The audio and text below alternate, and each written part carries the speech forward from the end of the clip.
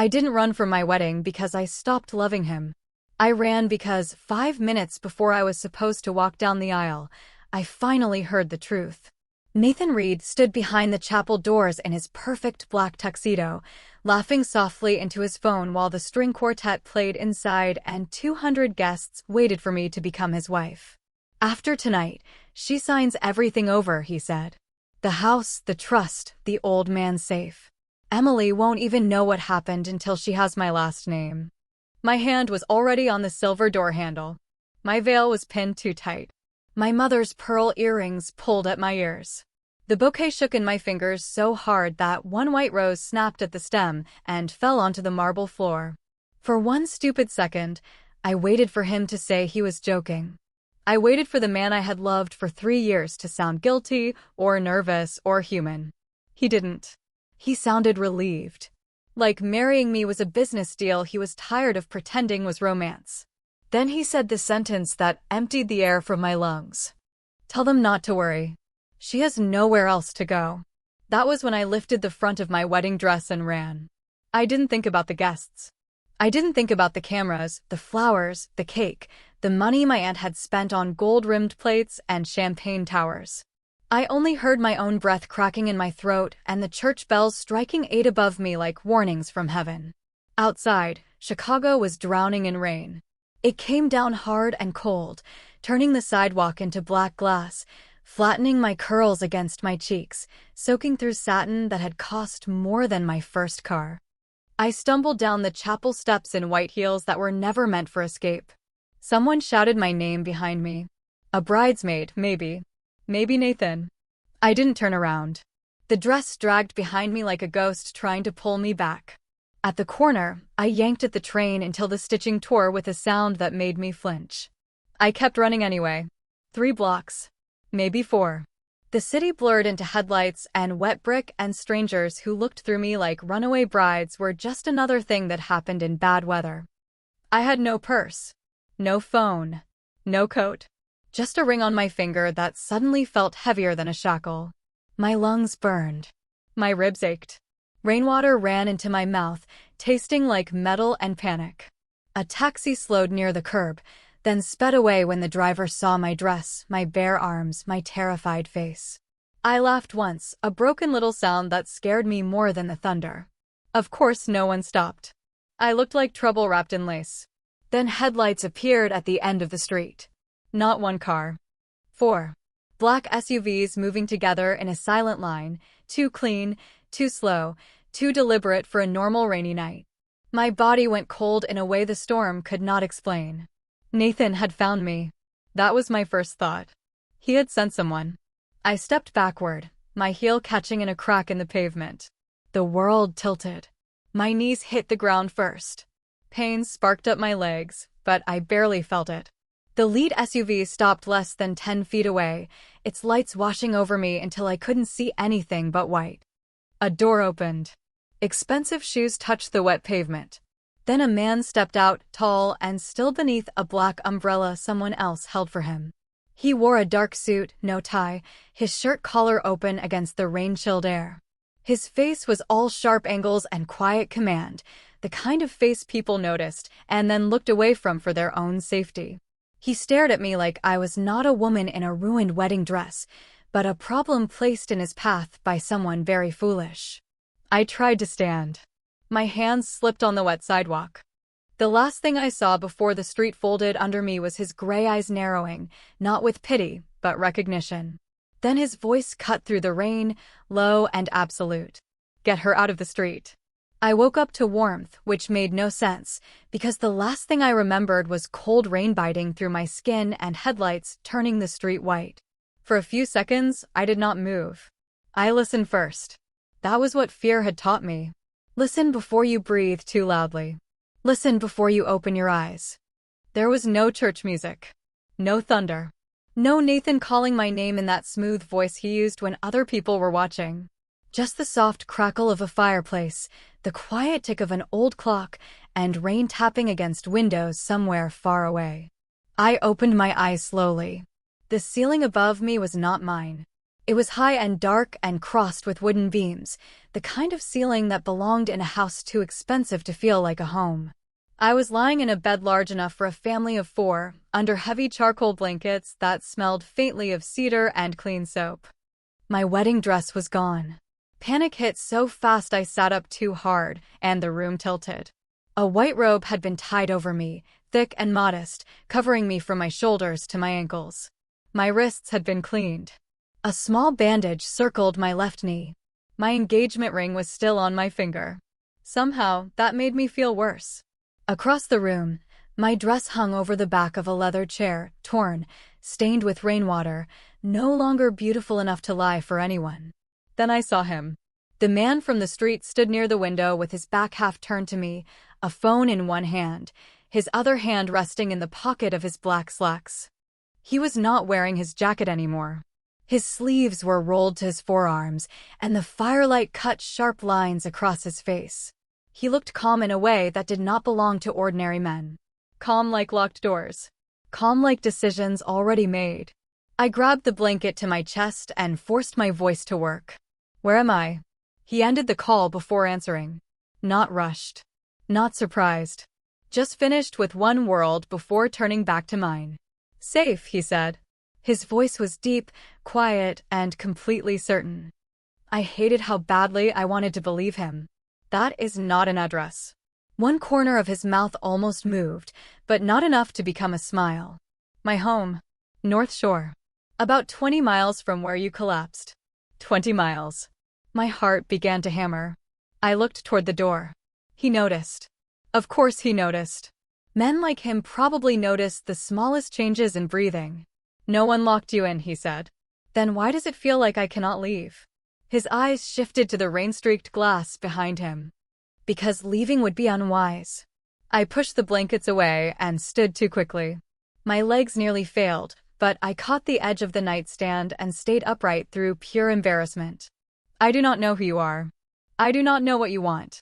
But I am not staying in a stranger's bedroom." "Adrian Blackwell," he said. "And this is the guest room."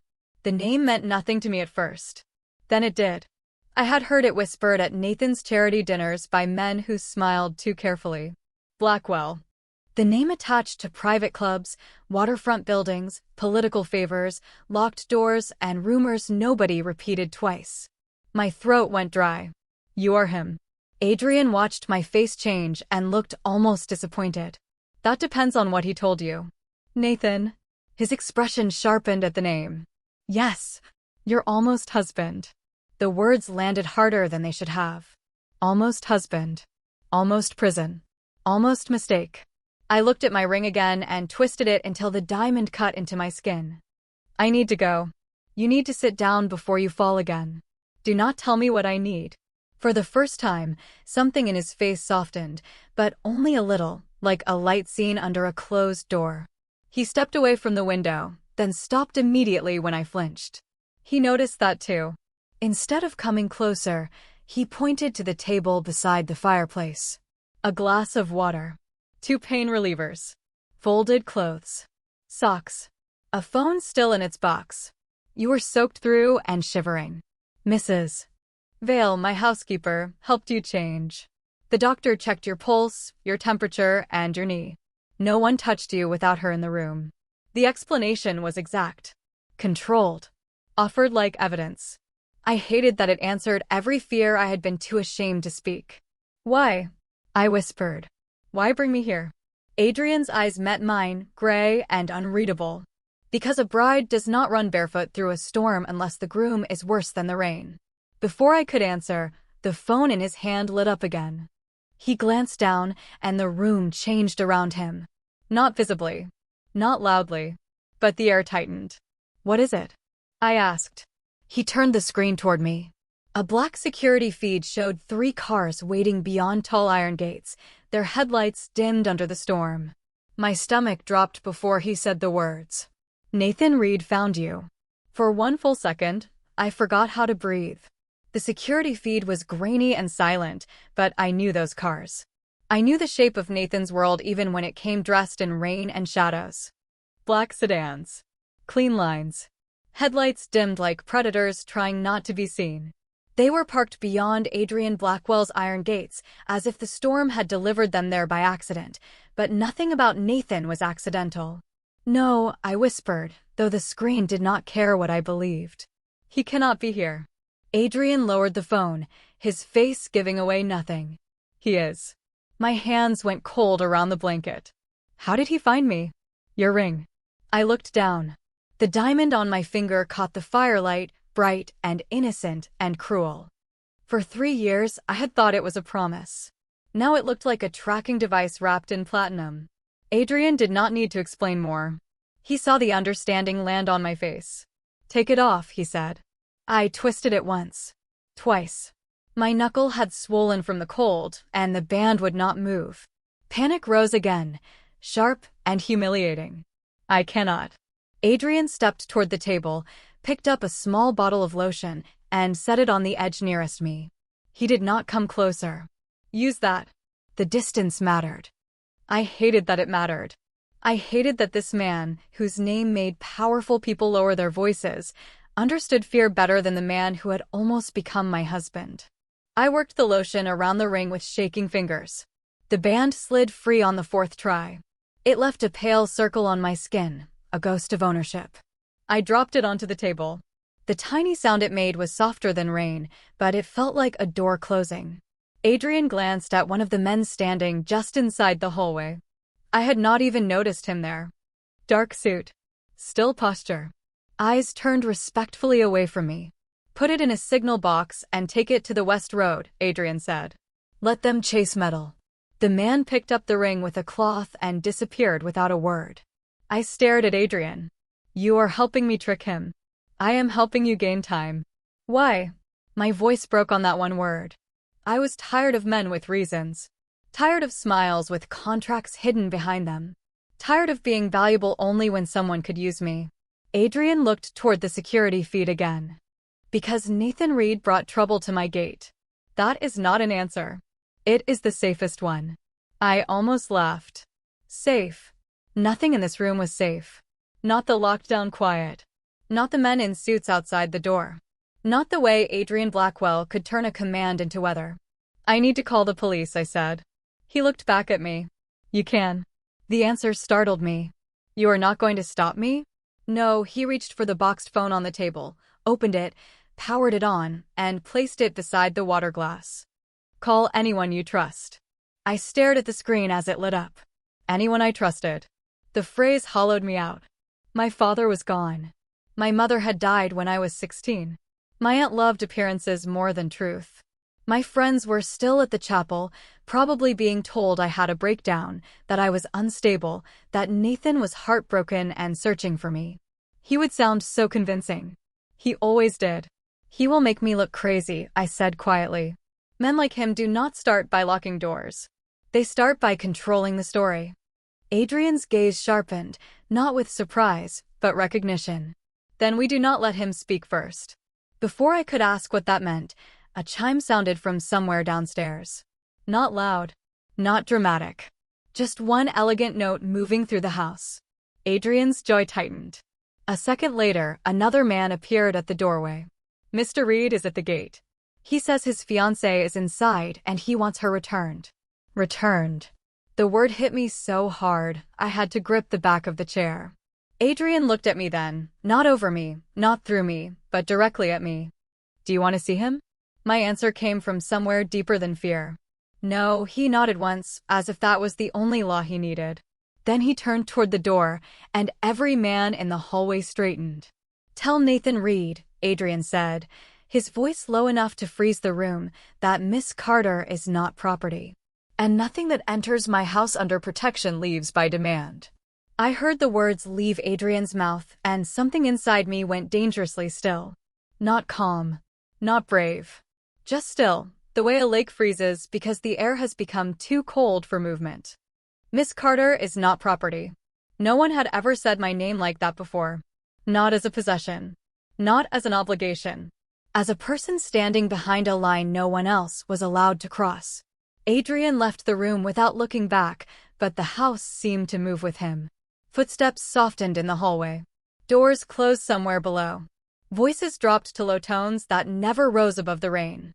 I stood in the guest room with the robe tied tight around me, one hand pressed to the place where the ring had been, listening to a stranger protect me from the man I had almost married. Mrs. Vale appeared a minute later with a tray balanced in both hands. She was in her late 50s, maybe early 60s, with silver hair pinned at the back of her neck and a face that looked like it had survived enough storms to stop being impressed by them. "Sit before your legs make the decision for you," she said. Her voice was kind, but not soft. I obeyed because my knees were already shaking. She set the tray on the table. Tomato soup. Toast. Hot tea with lemon. The smell should have comforted me, but it nearly broke me instead. I had not eaten since breakfast, back when I still believed I was going to become someone's wife. "Thank you," I whispered. Mrs. Vale studied me for a moment, then unfolded a pair of gray sweatpants and a navy sweater beside the bed. "These should fit well enough. Bathroom is through that door. Towels are warm." I looked toward the hallway. "What is happening downstairs?" She followed my gaze. "Men are talking." "That sounds harmless." "It rarely is." The honesty made me look at her. She poured tea like we were discussing weather, and not the fact that my former fiancé was standing outside the gates of a Mafia boss. "Is Adrian dangerous?" I asked. Mrs. Vale did not pretend not to understand. "Yes." My stomach tightened. "To me?" She placed the cup in my hands. "That is a different question." The tea burned gently through the porcelain. I held it with both hands and tried to stop trembling. From downstairs came the faint vibration of the front doors opening. The sound traveled through the house like a warning. I stood before I meant to. Mrs. Vale's eyes sharpened. "He told you to stay here." "He did not tell me anything." "No, that is true." She did not stop me when I walked to the door. Maybe she knew I needed to see it with my own eyes. Maybe she knew fear grows teeth in the dark. The hallway outside was wide, lined with old paintings and low lamps that painted the walls gold. I moved quietly, one hand on the railing as I reached the top of the staircase. Below, the grand foyer opened like something out of another century, all black marble, carved wood, and rain light spilling through tall glass. Adrian stood near the front doors with 3 men behind him. Nathan stood just inside the threshold, still in his wedding tuxedo, his blonde hair damp from the storm, his expression arranged into wounded concern. He looked perfect. That was the first terrible thing. Not frantic. Not ashamed. Perfect. Like a groom searching for his confused bride. "Emily," he called when he saw me at the top of the stairs. His voice cracked in exactly the right place. "Thank God. Baby, everyone is worried sick." My fingers dug into the railing. For a second, the old version of me almost answered. The version trained to smooth things over. To apologize first. To make men comfortable before I made myself safe. Then Adrian turned his head slightly. Not enough to interrupt. Just enough to remind me I had already said no once, and the world had not ended. Nathan took one careful step forward. "Come home. You are exhausted. You had a panic episode. We can explain this to everyone." There it was. The story being built around me. Brick by brick. Panic. Exhaustion. Confusion. Anything except betrayal. "I heard you," I said. My voice was small, but it carried. Nathan's face changed for half a second. Not enough for most people to notice. Adrian noticed. "You misunderstood," Nathan said gently. "You were emotional." I came down one step. Then another. "I heard you say I had nowhere else to go." The foyer went silent. Rain tapped against the glass like 1,000 tiny witnesses. Nathan's eyes flicked to Adrian, and for the first time, the mask slipped at the edges. "This is a private matter." Adrian's voice was quiet. Not once she asked for protection. Nathan smiled without warmth. "And what do you want in return, Blackwell?" Adrian did not move. "Nothing she does not choose to give." Those words hit harder than any threat could have. Nathan looked back at me, and the sweetness in his face turned thin. "You have no idea what you are standing in the middle of, Emily." My hand tightened on the railing. "Then tell me." He glanced at Adrian again, then smiled like he had found the knife inside the sentence. "Ask him why he knew your father." The question landed in the foyer like a glass dropped on marble. Ask him why he knew your father. For a moment, no one moved. Not Nathan with his perfect wounded groom face. Not the men behind Adrian. Not Mrs. Vale, who had appeared silently near the hallway with her hands folded in front of her. Even the rain seemed to pause against the windows, holding its breath with me. My father had been dead for 6 years. William Carter, the gentleman who taught high school history, fixed leaky faucets with duct tape, and kept a jar of butterscotch candies in his desk for nervous students. My father, who wore tweed jackets with elbow patches and cried during old movies. My father, whose funeral had smelled like lilies and wet wool and the kind of grief that makes people speak in whispers. He did not belong in Adrian Blackwell's world. He did not belong in any sentence Nathan Reed spoke with that smile. I looked at Adrian. What is he talking about? Adrian's face did not change, and somehow that was worse than guilt. Not here. Nathan gave a soft laugh. How convenient. Adrian's eyes stayed on me, not him. Emily, you need to rest. Do not do that. My voice cracked, but I did not look away. Do not tell me what I need so you do not have to answer me. Something moved behind his eyes. A flicker. Pain, maybe. Or memory. Nathan saw it too, because his smile widened. She really does not know, does she? Adrian turned his head slightly. Leave. One word. No raised voice. No threat. Still, every man in the foyer seemed to understand that the air had changed. Nathan lifted both hands in a polished show of innocence. I came for my fiancé. You came for leverage. She is confused. She said no. Nathan's gaze cut to me, and the sweetness drained from his expression just enough to show the calculation underneath. You think he is different because he gave you a robe and soup? Men like Blackwell do not rescue women, Emily. They collect debts. My stomach turned cold. Debts. My father's name. The safe. The overheard phone call. All the pieces moved around me, refusing to become a picture. What debt? I asked. Nathan's eyes sharpened with victory. Adrian spoke before he could. Enough. The front doors opened behind Nathan, and a man stepped in with a black umbrella. He did not touch Nathan. He did not need to. Mr. Reed, he said politely, your car is waiting. Nathan stared at Adrian for a long second, then looked up at me. The mask slid back into place, smooth and handsome and false. I will give you until morning, he said. After that, whatever happens is on you. He turned and walked into the rain as if he had not just cracked open the ground beneath my feet. The doors closed. The silence after him felt louder than his voice. I came down the last step slowly, one hand gripping the railing, because the room had started to tilt again. Adrian remained where he was, shoulders straight, face carved from restraint. Tell me, I said. Now.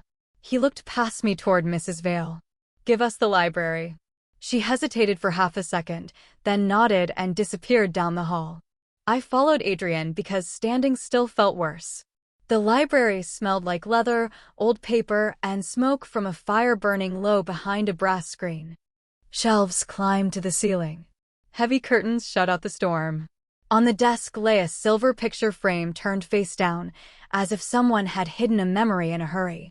Adrian stood beside it and did not speak. Did you know my father? I asked. His hand flexed once at his side. Yes. The answer was so simple it hurt. How? He looked at the fire. 16 years ago, your father found me behind his school after midnight. I was 18. Bleeding, freezing, and too proud to ask for help. I stopped breathing. My father was a teacher. He was more than that. Adrian's voice changed on those words, dropping into something rougher, quieter. He took me inside. Cleaned me up. Called no one. Asked no questions until I could stand. Then he gave me his coat and enough cash for a bus ticket. I tried to fit that story over the man I remembered. My father at the kitchen table grading essays.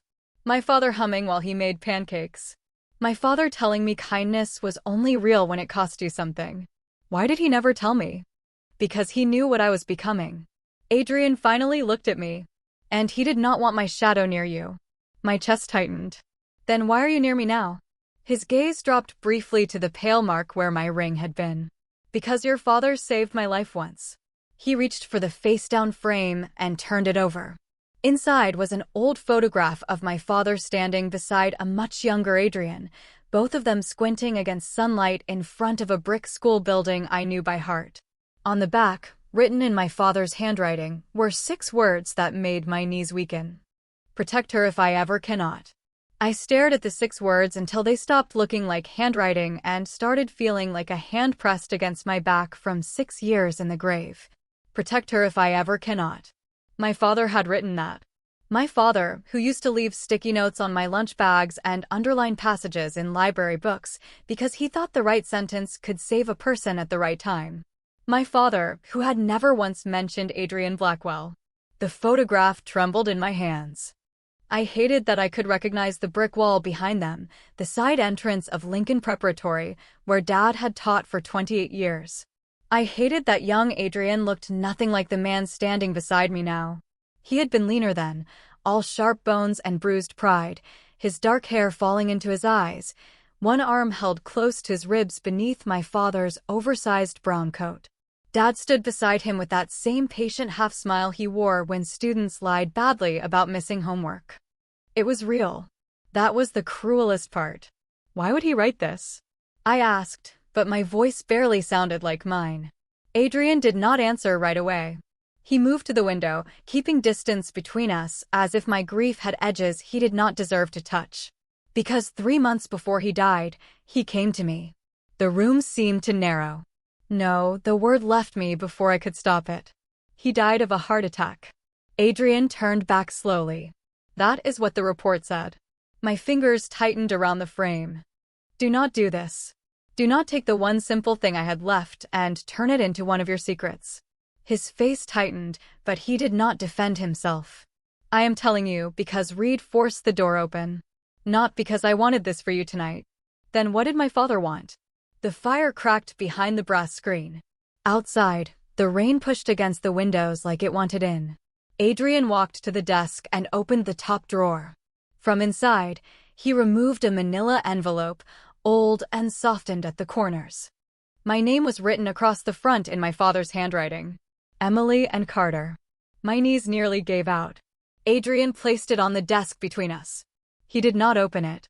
He did not push it toward me. He waited. That almost broke me. Nathan would have grabbed my hand and forced the moment to serve him. Adrian just stood there, letting the choice hurt.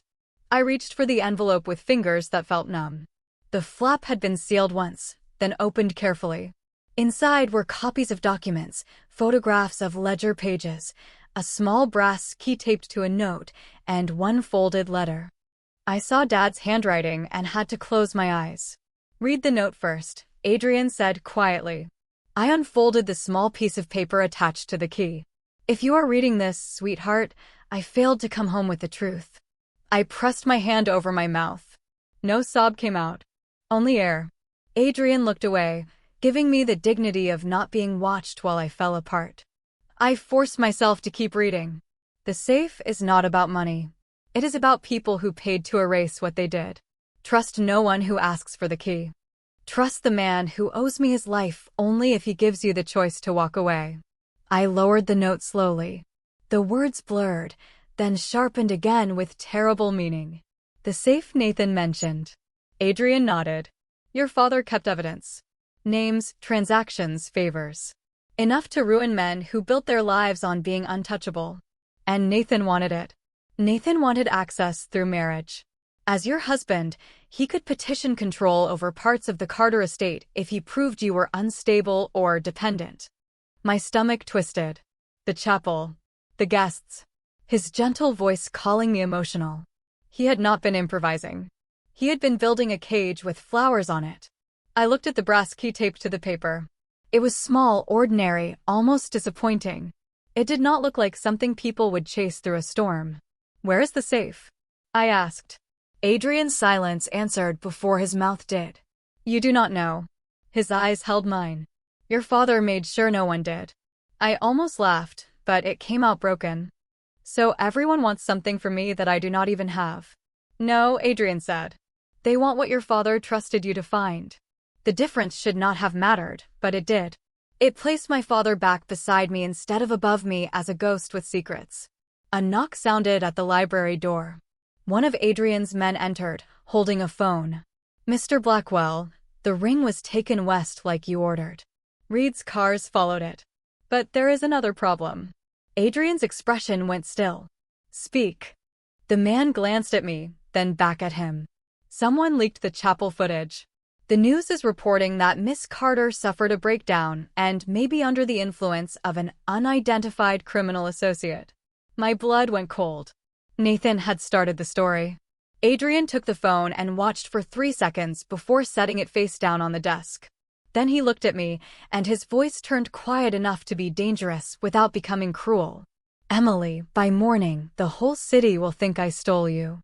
By morning, the whole city would think Adrian Blackwell had stolen me, and the worst part was that half of them would believe it because it sounded easier than the truth. A runaway bride was embarrassing. A frightened woman was inconvenient. But a mafia boss stealing someone else's fiancé was a story people could understand. It had villains, headlines, and just enough darkness to keep them from asking why the bride had run in the first place. I stood in Adrian's library with my father's envelope open on the desk, the brass key glinting beside a cold cup of tea, and felt the walls of my old life folding in around me. "Show me," I said. Adrian's eyes narrowed slightly. "You do not need to watch it." "Yes, I do." He studied me for a long moment, then turned the phone around. The news clip was short and cruel. A shaky video from outside the chapel showed me running down the steps in my wedding dress, rain already starting to fall, my face pale and panicked beneath the veil. The caption beneath it read, "Prominent Chicago bride missing after disturbance at wedding."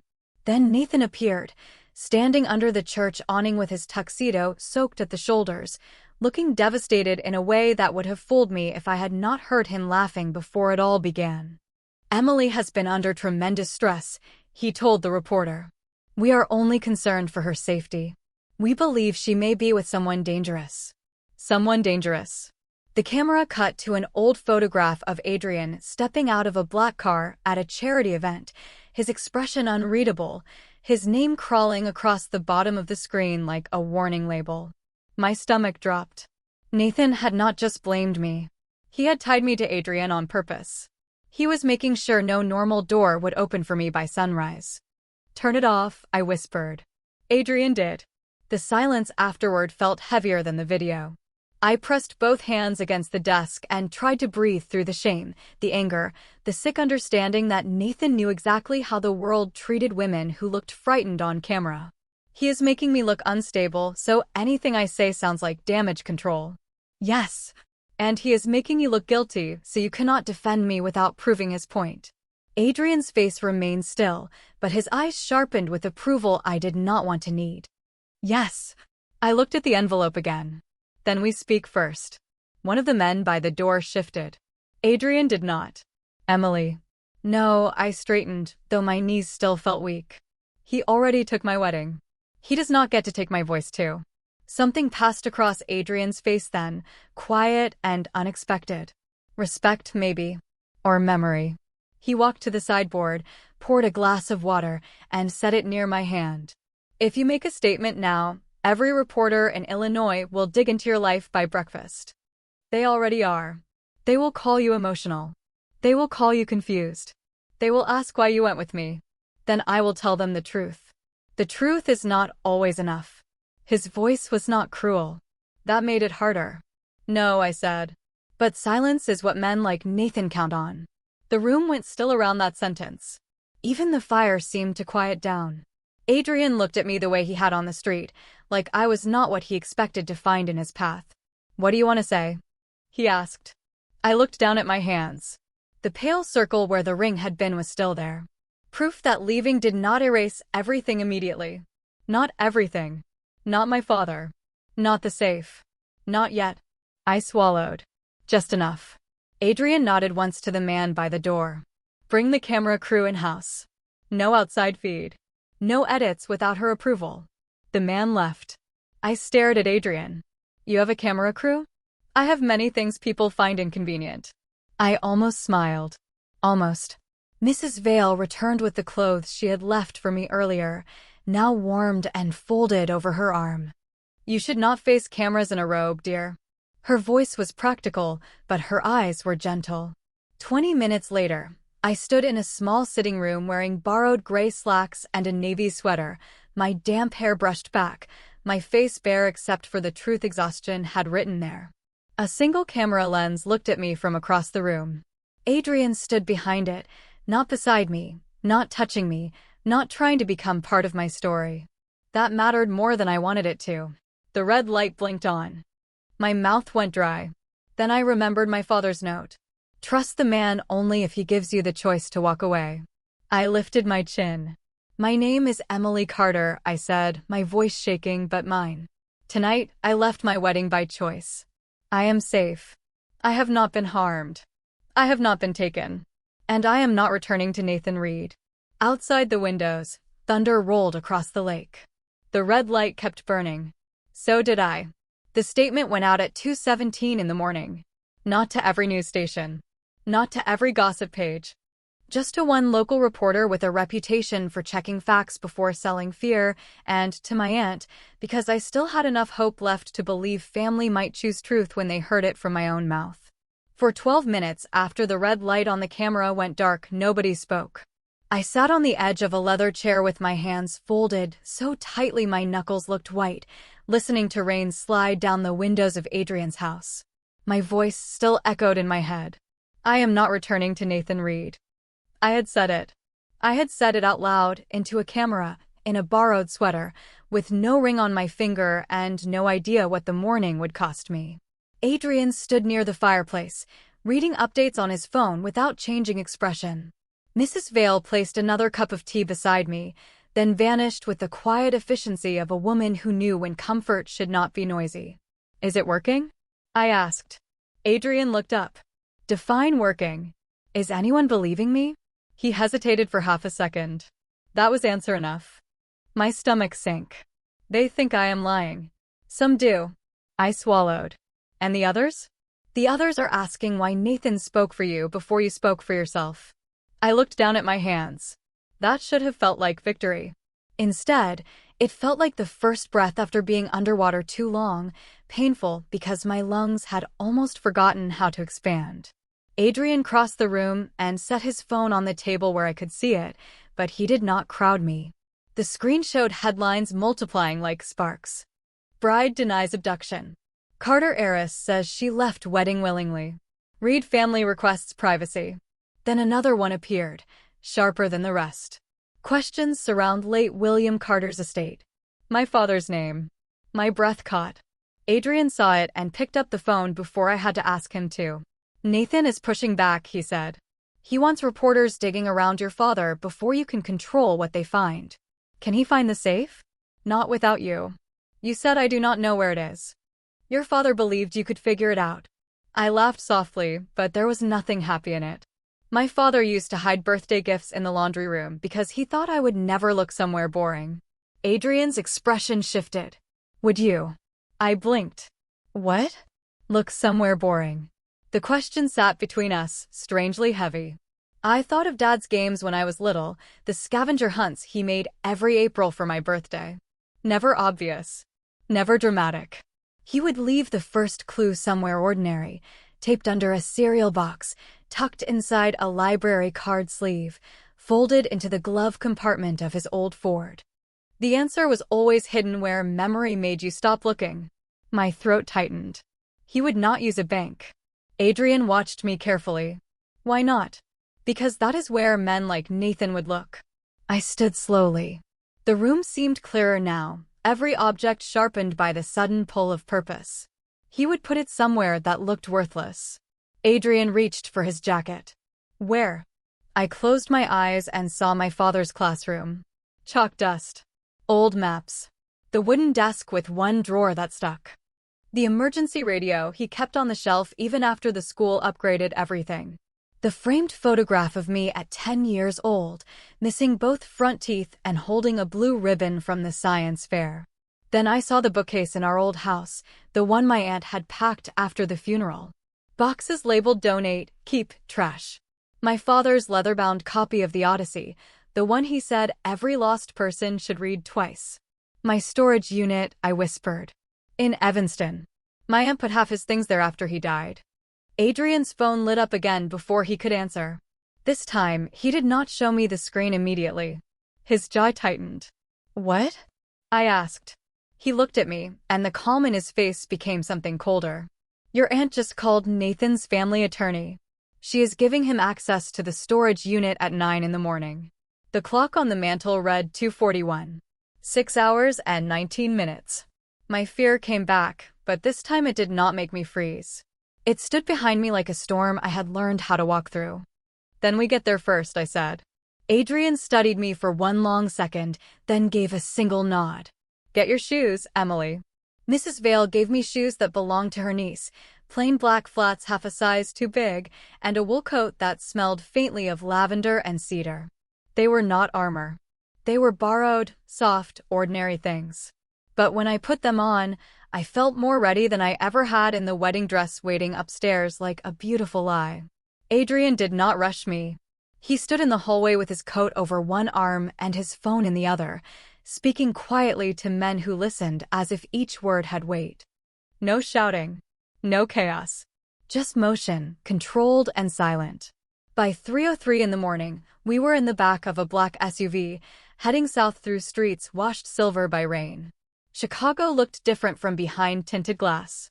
The same city where I had cried over parking tickets and bought cheap coffee before work now slid past like a place with hidden rooms under every sidewalk.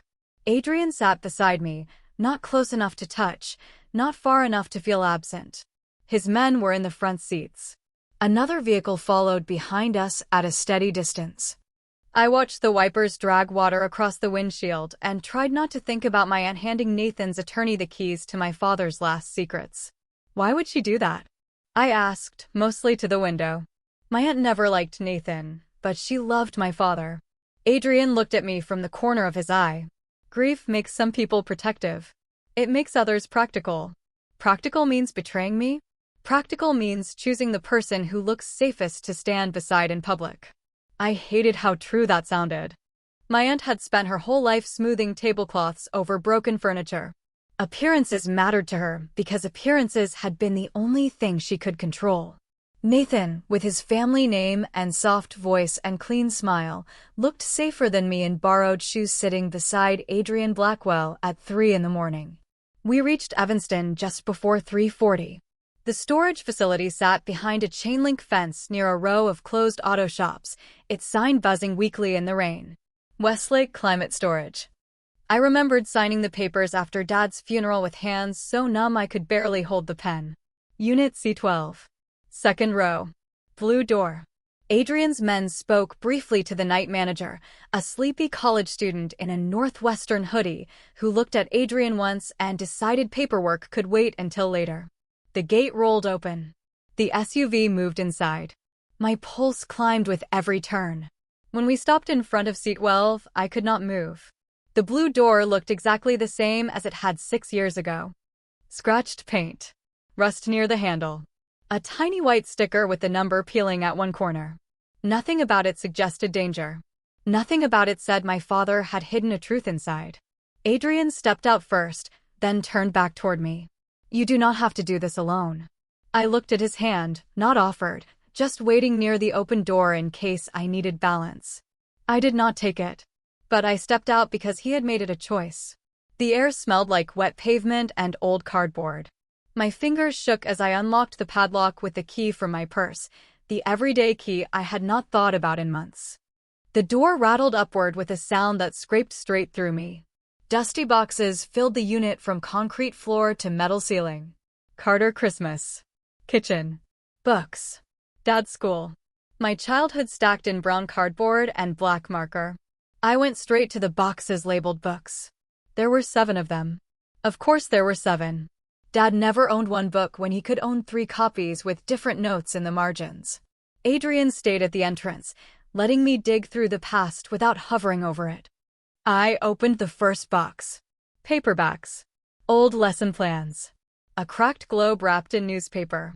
The second box held yearbooks and framed certificates. The third smelled like basement dust and vanilla, the way Dad's office always had. My hands closed around a familiar dark blue cover. The Odyssey. The spine was worn soft. My name was written inside the front cover in Dad's careful print. For my Emily, who will always find her way home. My vision blurred. I turned the pages with trembling fingers until something slipped out and landed at my feet. Not a key. Not a document. A Polaroid. Dad standing in front of a laundromat I did not recognize, pointing at the sign like it was a joke only he understood. On the white border, he had written one sentence. Even heroes need clean hands. The Polaroid felt weightless in my hand, but the words on the border pulled every memory in the storage unit toward one place. Even heroes need clean hands. I read it once. Twice. Then I looked at the laundromat sign behind my father's smiling face. Beacon wash and fold. The paint was faded green. A neon shirt hung crooked in the window. I did not recognize the street, but Adrian did. I saw it in the way his eyes narrowed. You know it, I said.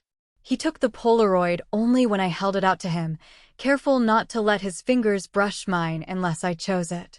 South Side. Bridgeport. It closed years ago. Why would my father take a picture there? Adrian turned the photo toward the weak overhead light. Because it was never just a laundromat. My stomach tightened. Of course it was not. A faint sound touched his mouth, not quite a laugh. It disappeared quickly. Places like that move money, messages, favors. Things people want cleaned before they enter polite society. I looked at the sentence again. Even heroes need clean hands. My father had loved clues, but he had also loved moral lessons.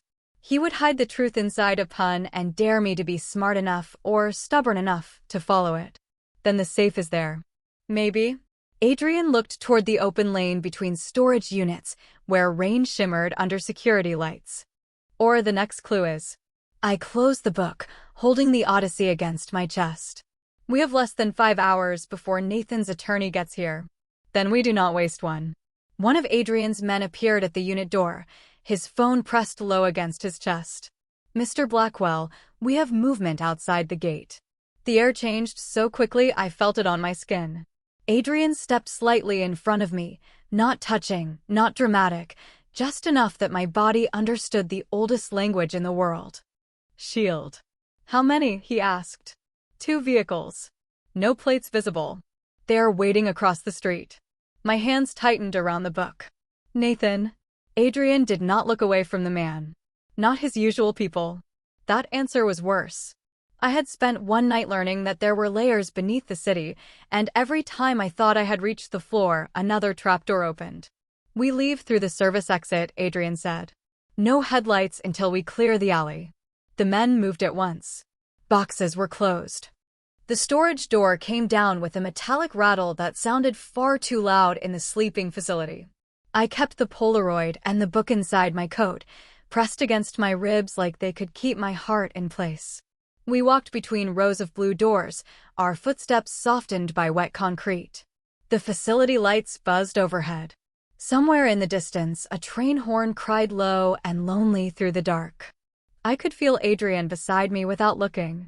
He moved like someone who had spent his entire life listening for danger before it spoke.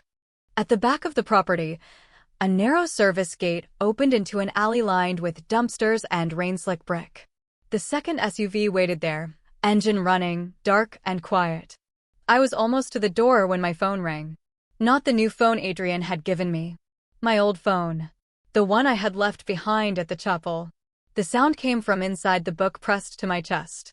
I froze. Adrian turned slowly. Emily. With shaking hands, I opened the Odyssey again. The center of the pages had been carved out so neatly I had not noticed in the dim storage unit. Inside the hollow space lay a small black phone, old but charged, its screen glowing with one incoming call. Unknown number. The ringing seemed impossibly loud. Adrian's face went still. Do not answer it. But I already knew. Not from logic. From blood. From the way grief sometimes recognizes a voice before it hears one.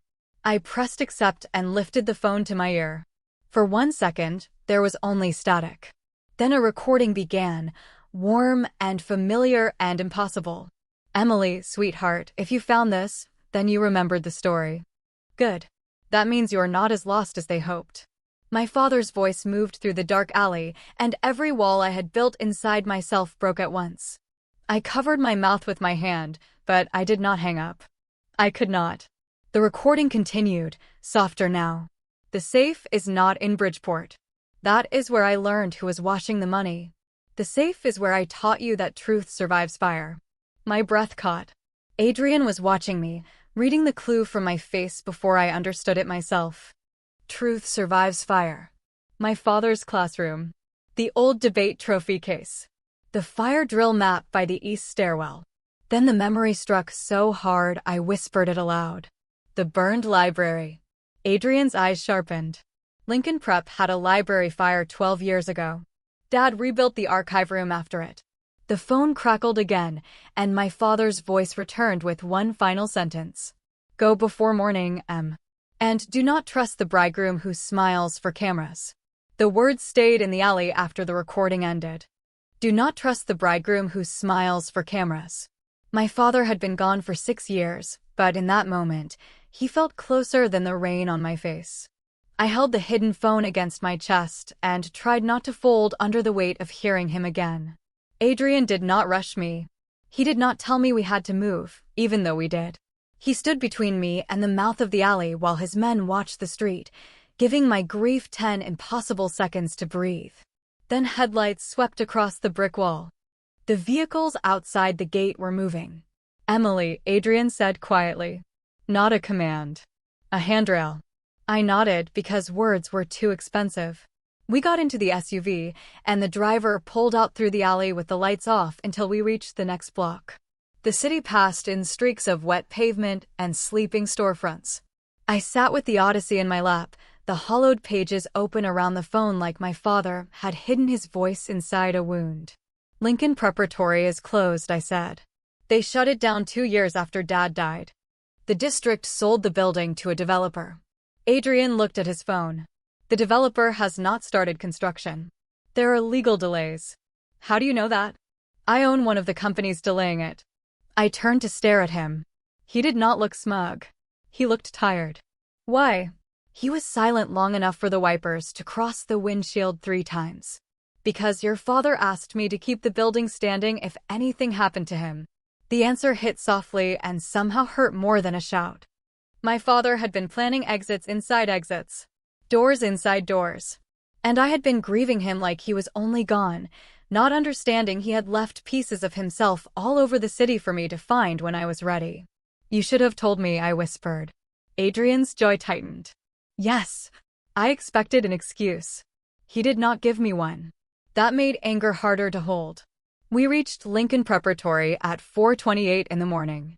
The school sat behind a rusted fence on a quiet street lined with bare trees and old brick 2-flats. Rainwater pooled in the cracked basketball court. The sign out front still showed faded gold letters, half covered by ivy. Seeing it again hollowed me out. My father used to wait on those steps every afternoon with 2 coffees, one for himself and 1 hot chocolate for me, pretending he had not left school early just to walk me home. Adrian's men opened the side gate with tools that made almost no sound. I should have questioned that. I should have questioned everything.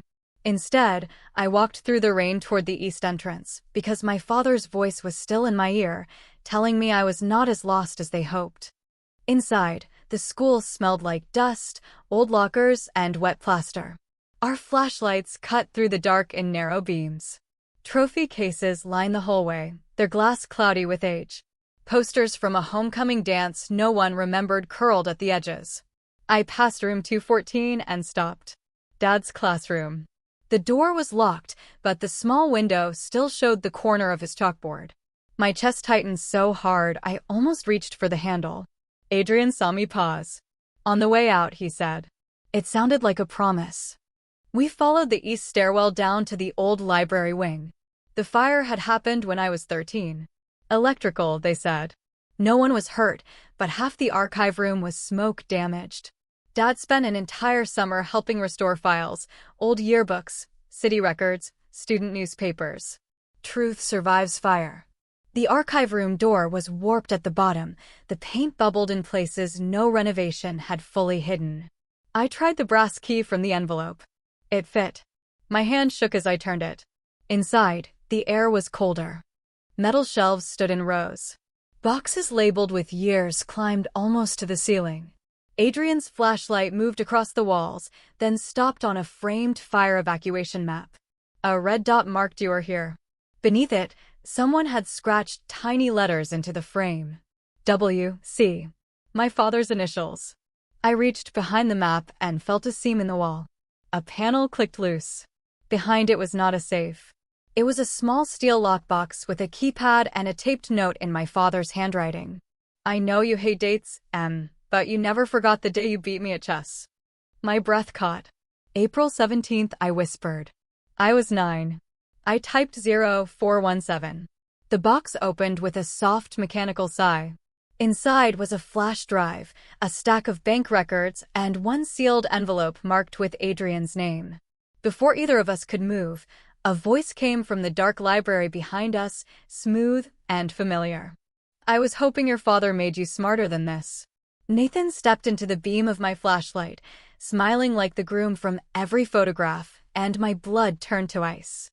Nathan stood inside the ruined library like he belonged there, his tuxedo no longer perfect, rain darkening his shoulders, his smile polished enough to make the dust around him look ashamed. Behind him, 2 men waited near the broken card catalog, silent and watchful, but they did not move closer. They did not have to. The room had already gone cold. I held the open lockbox against my stomach with both hands, feeling the sharp edge of the flash drive press through the envelope. Adrian stepped slightly in front of me, and Nathan laughed softly. "Still playing Protector, Blackwell? That is almost touching." Adrian's voice did not change. "You should have stayed at the gate." "And missed the family reunion?" Nathan's eyes slid to me, warm and poisonous. "Emily, sweetheart, you have had a difficult night. Give me the box, and we can still fix this." The old version of me would have searched his face for the man I loved.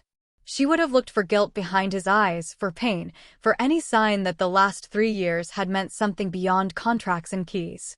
But standing in that burned archive room, with my father's handwriting in my pocket and Adrian's silence at my side, I finally understood that some people do not hide their true selves. They just wait until you are too trapped to walk away. "There is no way," I said. My voice shook, but it did not break. Nathan's smile thinned.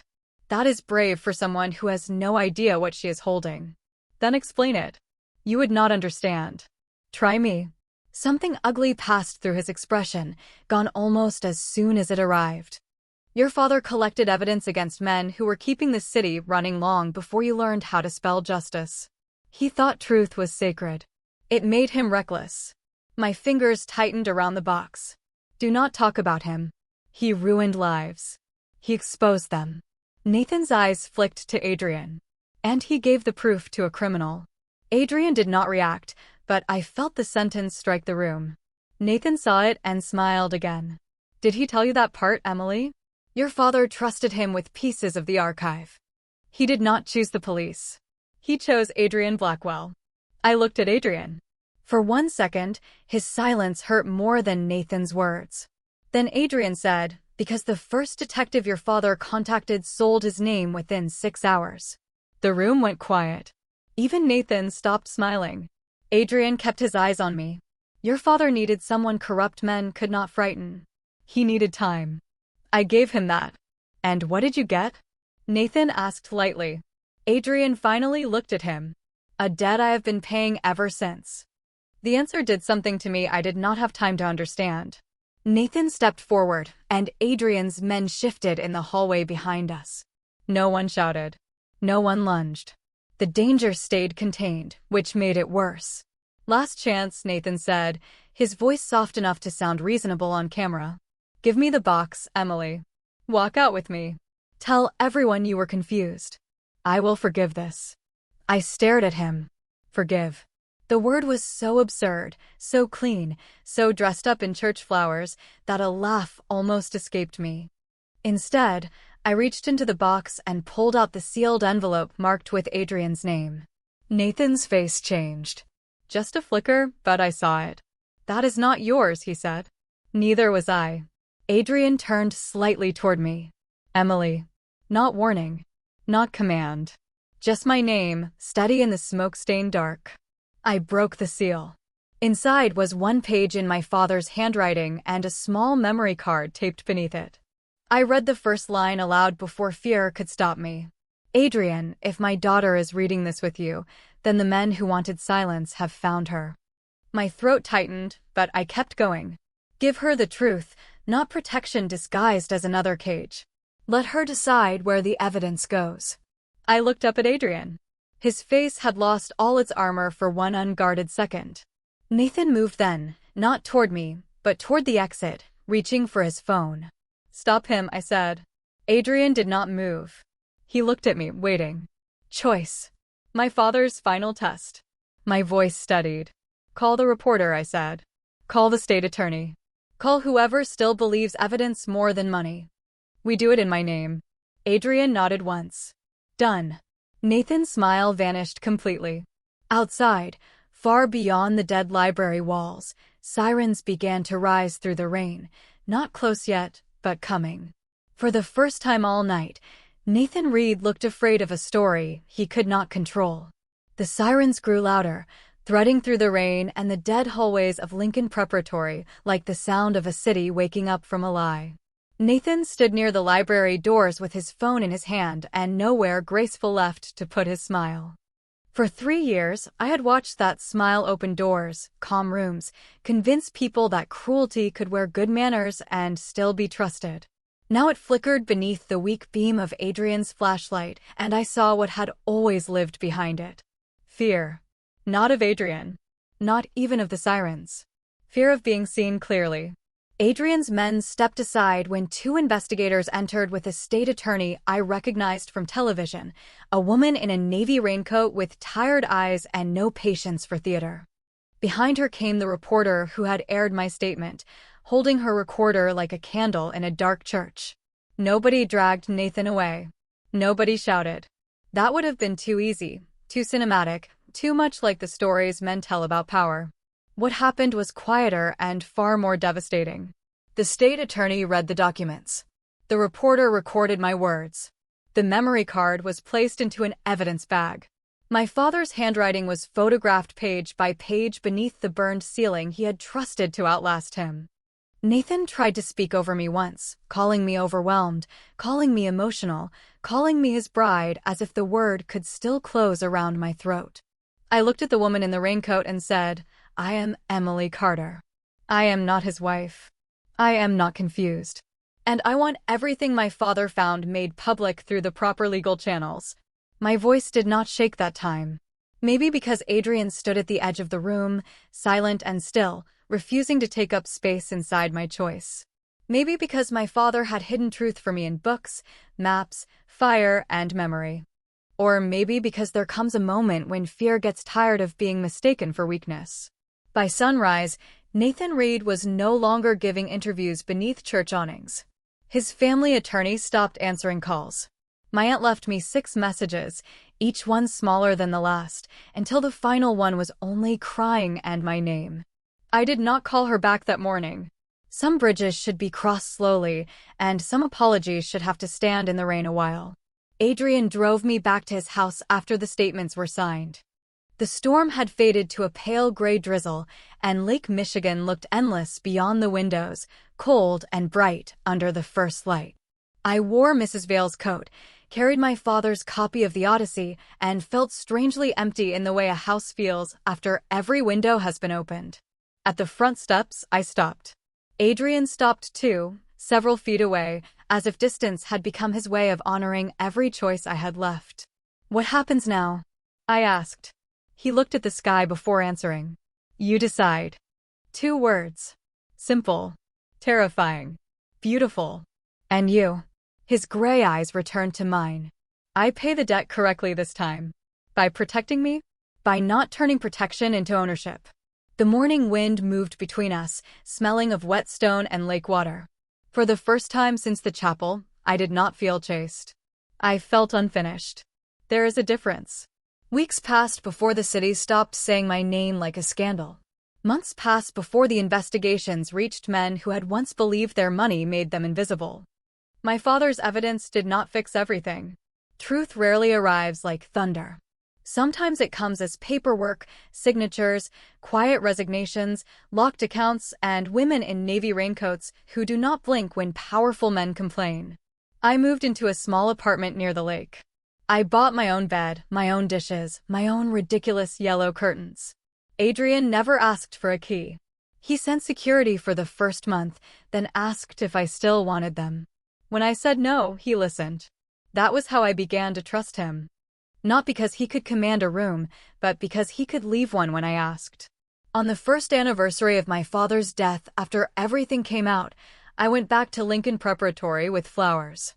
The building was being restored into a public archive funded anonymously, though Adrian and I both knew there was nothing anonymous about repentance. I found him in the old library, standing beneath the repaired ceiling, looking at the shelf where my father's records would someday sit. He did not touch me when I walked in. He only said, "He would be proud of you." I smiled through tears. He would tell me to check the footnotes. Adrian almost smiled back. Outside, rain began again, soft against the new glass. I thought about a bride running through a storm, a man stepping out of a black car, and a father who had loved me well enough to leave me away home. That night did not give me a savior. It gave me back my choice. And sometimes, the person who changes your life is not the one who holds you tighter, but the one who teaches the world to let you go.